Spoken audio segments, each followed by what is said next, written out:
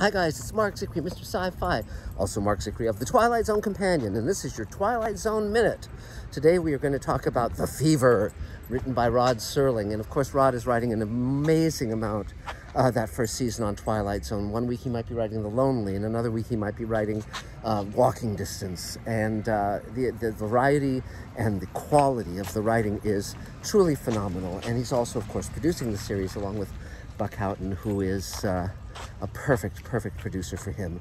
And so this episode stars Everett Sloane, the great Everett Sloane, as a tightwad who is very against gambling. His wife wins a trip to Vegas, and he puts a quarter in a slot machine and gets the fever, the gambling fever, and is completely swallowed up by it. Now, many Twilight Zone episodes are about people who encounter the fantastic element and come out the better for it. But every now and then there's a Twilight Zone episode where it's some negative person, some toxic person or neurotic person or just plain evil person, where the fantastic element gives them their comeuppance. And that's what this episode is. And it's very, very distinctive, very cool. His beleaguered wife is played by Vivi Janis, who in later years would be a spokesperson on commercials and be very recognizable, very solid actress. And Everett Sloane came to prominence with the Mercury Theater, Orson Welles' acting troupe, and he was in Citizen Kane and had a very big nose in that production, and then got a smaller nose for other later productions. And he was in Rod Serling's first great work, Patterns, which was done as on Kraft Playhouse, and gave Rod Serling his first Emmy. And and Everett Sloane played this boss and this kind of symbol of capitalism. And when they made the movie version of that, he starred in the same role. So he was very distinctive, very good. And so it was a natural that Rod would cast him in Twilight Zone.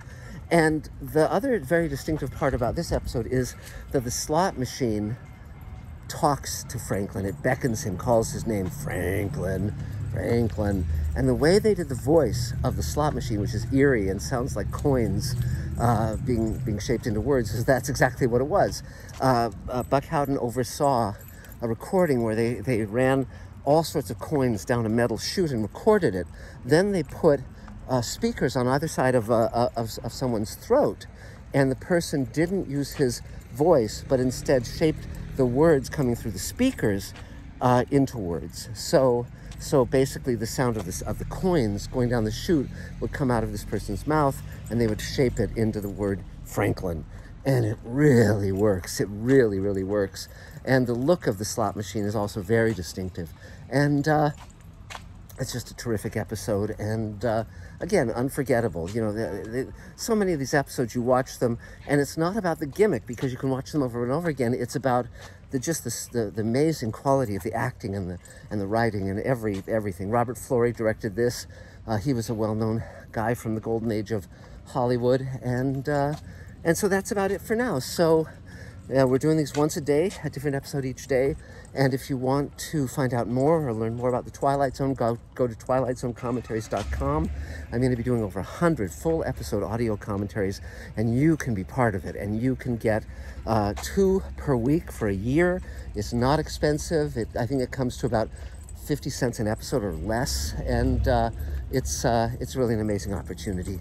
And that's it for now. So we'll talk again real soon. Bye, guys.